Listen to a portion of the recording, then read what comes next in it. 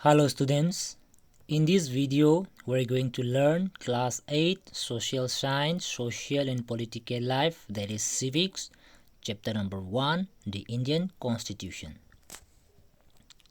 Let's start from the introduction part.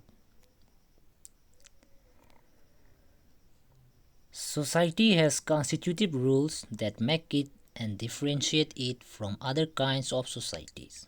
Society kudimak makoy masa-masagi oijaba adugumba makoygi constitutive oijaba adugumba rules kaya marum ama leijay aduga atopa other kinds of societies atopa society dagi ngasaygi makoygi leijariba adugumba rules tuna makoyna differentiate oi atopa society dagi makoyga kayamuk yamna khenage haibase adumaina akoygi leijariba adugumba different society mayamsingsi amaga manadaba makoygi oijaba adugumba rules kaya marum amamam leijarami.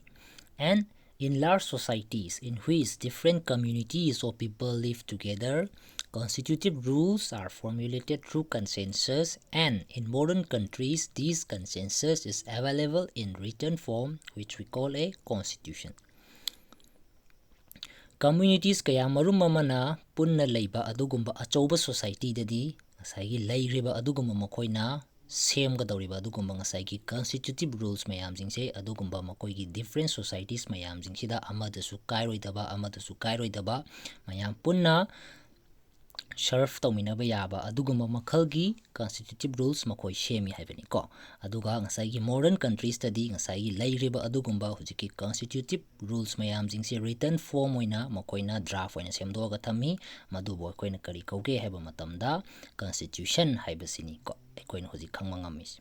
In simple, what constitution means is constitution haibadi karino saigi leiriba citizen khudimakna tauba yaba yadaba adugumba rules and laws kaya marum ama ithoga ngasaygi draft oina adumaina form toraga leiba adugumba posak tubuni constitution haidana koina khangba ngamis.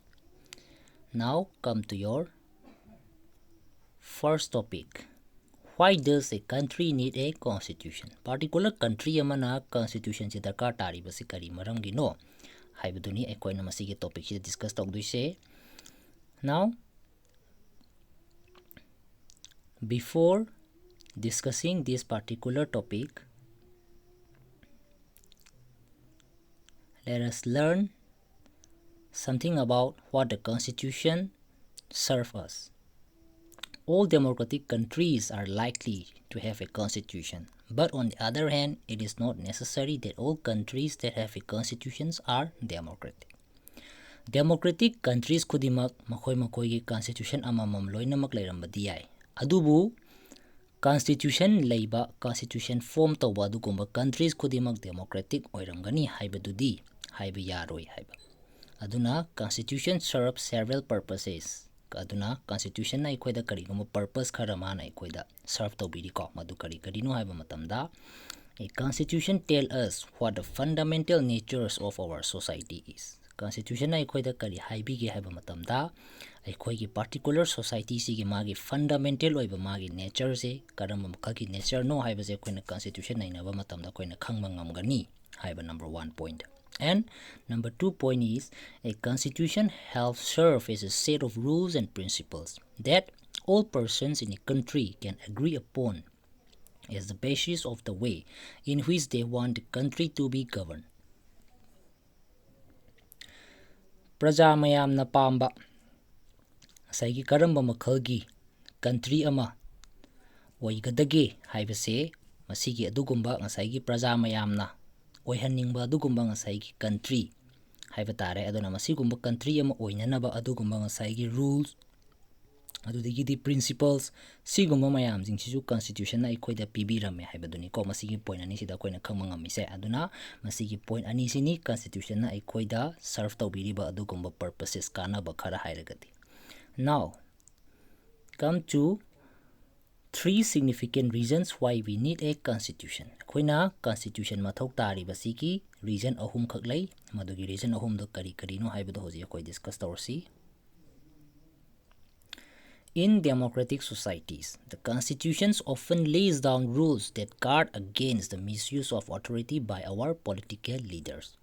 democratic societies amada constitution na aikoida rules kaya marum ama pibirami madudi karamba rules no haiba matamda saigi lairiba aikoigi political leaders mayam jingchina makoida lairiba adugumba power makoida lairiba adugumba authority mayam jingche makoina kaidaunungda lana sijennadanaba, that means misuse tawdanaba constitution na praja mayam jingchibu nga aga thamnanaba adugumba rules kaya marum ama constitution jina aikoida pibirami haibani democratic society jingdati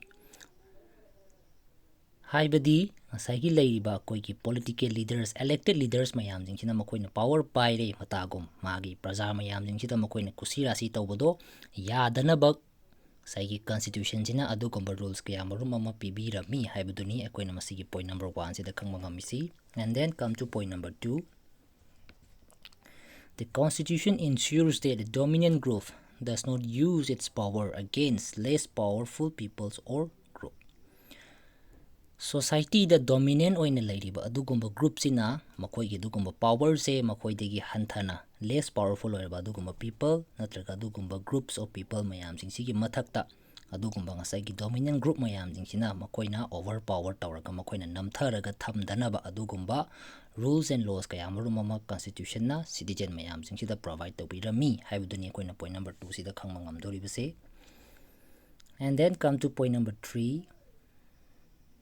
The constitution helps to protect us against decisions that could have an adverse effect on the larger principles that the country believes in. Particular country amagi adugumba country mayam sing sidai sida makoina leijariba adugumba country sidai sida saigi leiriba magi adugumba principles mayam sing leiriba country khudi maki makoigi unique oijaba adugumba principles amamam loinamak leijaribani adugumba country jing sigi makoida leijariba adugumba principles jing sidai sida adverse effect lakadaba adugumba decision mayam jing se ngasai citizen jing sina lawdanaba constitution na praja mayam jing sibu protect tawraga thambirami praja khaki wanatana any lairiba adugumba decision nama lawrakpa matamda ngasai country jigi lairiba country sina thajaraga lairiba adugumba principles jing sida sida adverse effect laktanaba adugumba decision jing lawdanaba constitution na ngakpiraga thammi constitution na protect tawraga thambi haibaduni masigi point number 3 sida sida koina khangba ngami aduna masigi significant reason ahum sina ngasai particular country amana constitution darkar tabagi achauba reason ahum hairagadi masigi reason ahum se oi kadawribani ko. I hope you all understood up to this. Now come to your next topic. The key features of the Indian Constitution. Indian Constitution da yauriba mahaki maru oiba key features kharaji kari no haibaduni koina hojik sida discuss tawdoribas. Then before discussing about the key features, let us learn something about the Constituent Assembly. A group of 300 people became members of the Constituent Assembly in 1946. Constituent Assembly 1946 ta koigi Constituent Assembly ki members se group of 300 people makoina semaga ngasai Indian Constitution je makoin igibani. While writing the Indian Constitution, these members keep in mind the different communities who speak different languages, belong to different religions and have distinct cultures. Koina Constitution idringai gi mamang sidai sida aduguma members jingsina makoina karigumba makoigi posakara makoigi mind makoina stuck tawraga leigi madudi karino haiba matamda India haibase aduki matik diversity leiba adugumba country amani saigi leiriba koigi different languages speak tawba adugumba different communities kaya marum mamana belong tawba adudagi di different religious kaya marum da leiba adugumba communities kaya marum mama haibadi leiriba koigi makal makha kaya marum gi leiriba adugumba religion jingsibu follow tawba adugumba communities kaya marum ama lei haibagi idea adudagi di masa masai oijaba adugumba communities societies mayam jingsigi distinct oiba adugumba cultures amamam lei haiba sigi idea mayam jingsi makoigi mind makoina ngasai constitution je idringai gi mamangda sigi idea mayam jingsi makoina ya munna khallaba matungda saigi constitution je makoina adumaina irakhibani haibudani akoina sida khangba ngamisi aduna sigumba aduk yamba diversity mayam jingse lei haibisi makoina khangaga irakhiba adugumba constitution na adugumba constitution ama oibanina ekoigi Indian Constitution sida yawgadoriba adugumba rules and laws mayam jingse India da leiriba aduki matik yamgraba adugumba diversity mayam jingse amadasu kaidanaba adugumba makhalgi constitution ama oiramani haibase ekoina masigi matangsidagi khangba ngamgadoribaniko. Now here are the key features of the Indian constitutions. Number 1 is federalism. Now let us learn what is federalism is. Federalism haibadi country sidaisida government ki level se amadagi hena leiba haibaduni ko. Aduna aikoigi India dadi ngasai government ki level se ahum thona khaidoi. Number 1 the state level, next the center, and last but not the least panchayati raj at the village level. State level, central level, and village level haiduna sumain ahum thona lei. Aduna ngasai constitution da karigumba list khara yauri madudi karino haiba matamna ngasai leiriba masigi level ahumgi government ina makoi masa masagi leijariba adugumba situation du daiduda chana kadaba adugumba law semba yabagi adugumba list khara constitution na makoi da pibirame haibaduni ko. And masigi mathakta the constitution also specifies where each tier of government can get the money from for the work that is done. Aduga ngasai lairiba constitution na kari amok pibiramge haba matamna ngasai lairiba adugumba each tier of government lairiba adugumba level of government se makoi na tawriba makoi gi mathaudugi makoi na tawriba thabakdugi matungina makoi na paisa fangadabani haiba adugumba makhalgi karigumba details karigumba list khara constitution na makoi da provide tawbirami haibaduni ko. And all persons in India are governed by laws and policies meant by each of these level of government. Aduna India da leiriba adugumba praja khudimak ngasai masigi leiriba level of government ahumse makoina shemakpa laws amadi policies sigi mayam jingse praja mayam jingsina follow tawgadabani haibasisu koigi constitution na pibirami haibaduni koina khangba ngamisi. Aduna first key features of Indian constitution, that is the federalism sidaki koina khangba ngamisi karino haiba matamda India da leiriba adugumba government gi level se ahum thona khaidoi ba adugumba ngasai gi government ki level se makoida leiriba power se amaga amatamanade makoi da hold tawriba adugumba power jingse loinamak unique oi aduga makoina makoi gi leiriba adugumba situation duga chanagadaba adugumba makhalgi laws policies kaya marum sembagi rights makoida fangi habani aduga makoina tawriba adugumba thabaktugi matungina makoina paisa su fangani aduga India da leiriba praja khudimangna hujiki hairiba level of government ahum sina semakpa adugumba laws amadi policies mayam jingche makoi loinamak follow tawgadabani haibaduni koina khangma ngamisi. Aduga amana sagi leiriba masigi level ahum sina makoina law sembagi ayaba makoida fangagasu constitution na provide tawba constitution gi provision gi manungda chanba adugumba law duda makoi manage tawraga semgadabani haibaduni koina sida khangma ngamisi. And then come to the second key features, that is parliamentary form of government. What the parliamentary form of government means is the people of India have a direct role in electing their representatives. Also, every citizen of the country, irrespective of his or her social background, can contest in election. Parliamentary form of government haibagi meaning di karino haiba matamda sagi leiriba praja mayam jingsina makoi gi adugumba representative se khanba matamda makoi masa gi oijaba adugumba role achauba amama praja mayam jingsida loinamak phangam haiba. Adugumba representatives khanbagi makoida right phangbada natana ngasai leiriba irrespective of his or her social background makoi karamba background dagi lakpano kamai tawbano haibana chingba adugumba mayam jingsida amata base tawdana sagi leiriba adugumba citizen khudimak makoida leiriba adugumba mai ngasai qualification dubu yauragadi election da contest tawba yabagi sigumbagi right chu makoida loinamak phangame haiba. Aduna parliamentary form of government haibagi meaning di karino haiba matamda government form tawriba saigi government sida leiriba adugumba elected representatives mayam jingse praja jingsina makoina yaningna khanba adugumba leader mayam jingna form tawba adugumba makhalki government amani aduga ngasai leiriba praja mayam jingse makoigi leiriba adugumba karamba background dagi lakpano kamai tawba background dagi lakpano haibasida amata yengdana qualification dubu yauragadi makoi election contest toba yabagi right phangbani lairiba adugumba makhalgi government si parliamentary form of government ama oi haibaduni sida koina khangba ngamdoribasi. And then next point number 3, separation of powers. There are 3 organs of the government. Indian government sida organ hum thokna lay.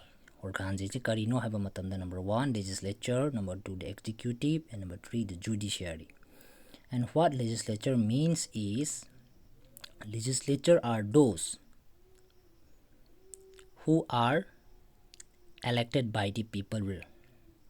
Representative lairiba adugumba mayamjing adugumba jingdubuni legislature haidan haris saigi praja mayamna elected tawraba adugumba representative jingdubuni legislature haidan haris. And what executive means is executive are those and some smaller group of peoples who are responsible for implementing laws and running the government. Executive haibasina saigi lairiba ikoigi laws kaya marumama implement tawriba adudagidi ngasai government sibu run tawbada mateng pangiba amadi responsible lauriba adugumba small group of people dubuna executive haidan harisini. And number 3 the judiciary is refers to a system of courts in India.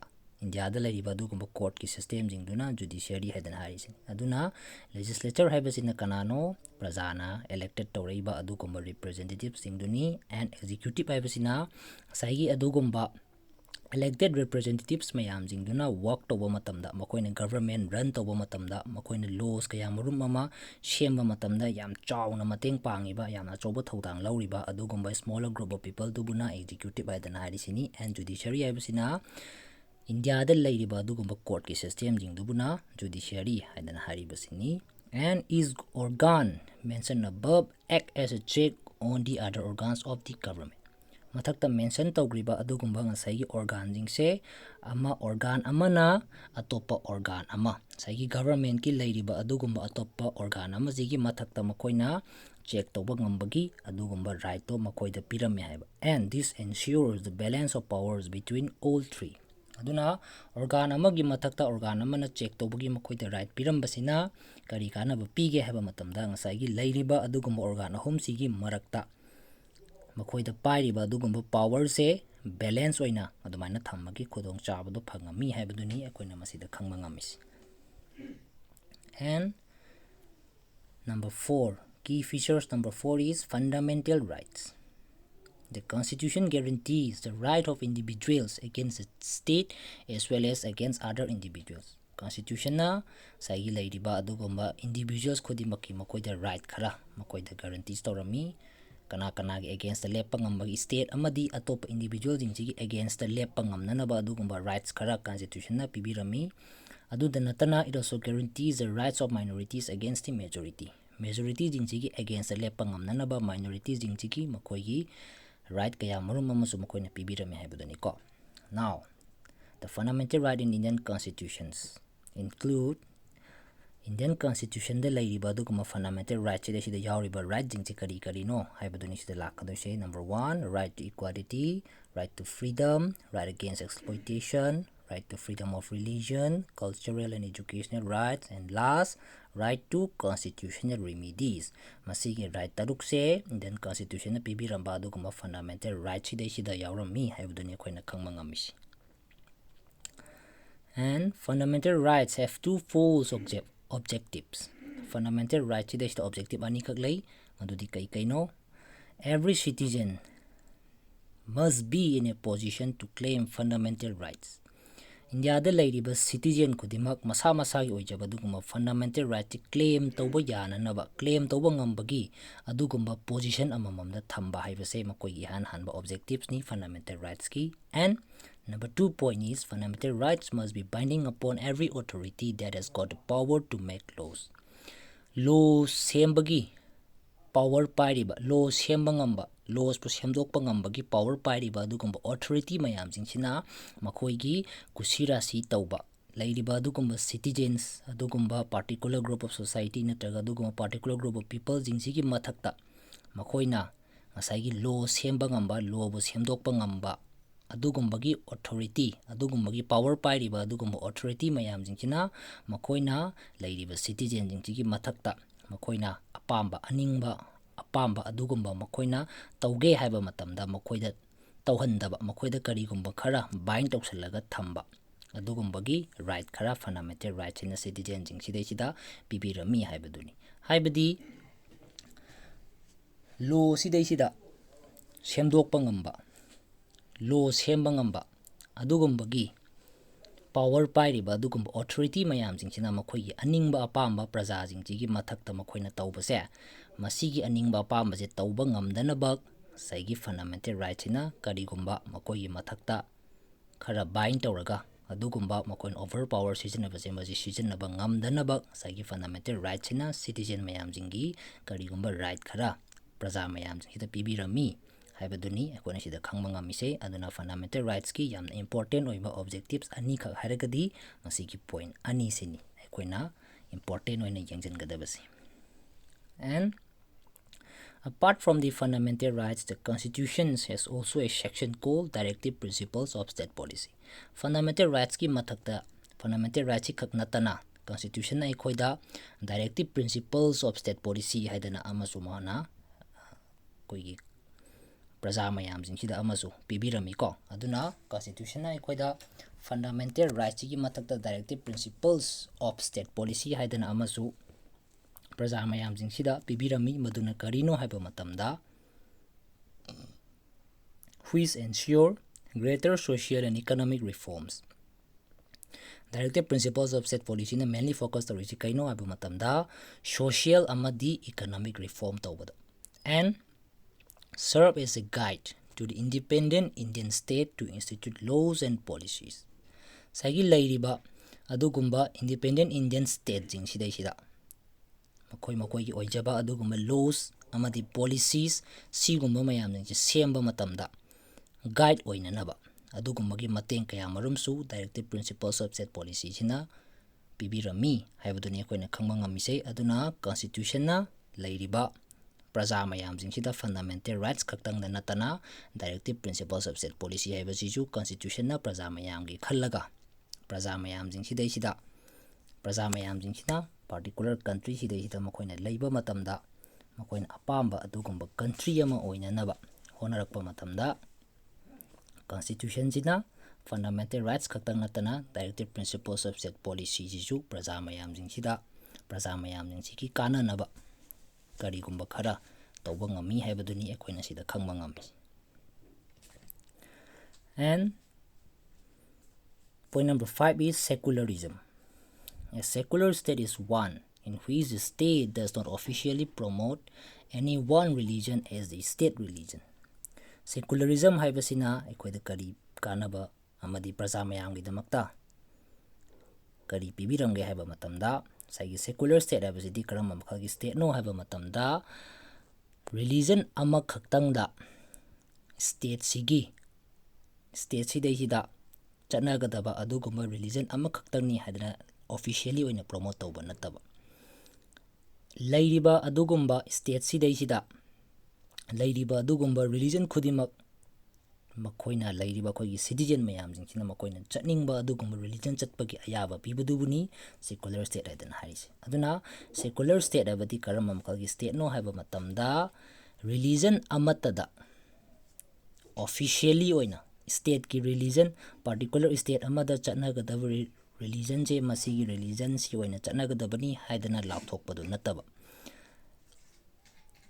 state sidai chatnagadaba religion ama khaktangda officially oina promote tawdaba haiba secular state haibadi aduna secularism haibasigi magi asengba wahanthok haibadi karino haiba matamda lairiba religion khudimak citizen mayamjingchina makoina chatningba religion chatpa yaba particular religion amasibu state ki official oiba religion se masini haidana lauthokpa nataba lairiba religion khudimak praja mayamjingchina chatningbada chatpa yaba state amagi particular religion se masi chatnagadabani haidana lauthokpadu nataba different type of religion lairiba mayamjingse citizen mayamjingchina makoina aningba apamba adugumba religion jing chatningba chatpa yabagi ayaba pibadubuni secularism haidana aikoina haidoribasi. I hope you all understood up to this. Students, with this we have completed your chapter number 1. I hope you all understood what we have learned or what we have explained so far. Your remaining chapters will explain in upcoming videos.